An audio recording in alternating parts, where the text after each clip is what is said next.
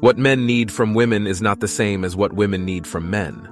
What women need from men is not the same as what men need from women. We all know that.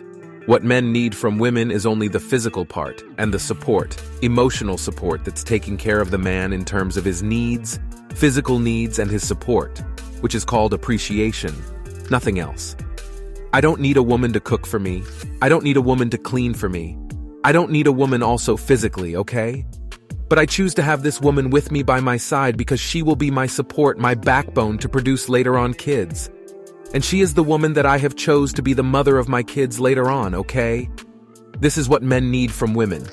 But what women need from men is that power of protection. What is protection? Physical protection, mental protection, emotional, okay? And financial protection, which covers their expenses. And so when you're telling me that a woman can be independent, yes, she can be independent. And that's a very good thing, and it's a very positive thing. And it's a cherry on top of the cake of the relationship. If she's independent and she has her own income, for instance. If my wife is independent and she has her own income, her money is her money. But my money is our money.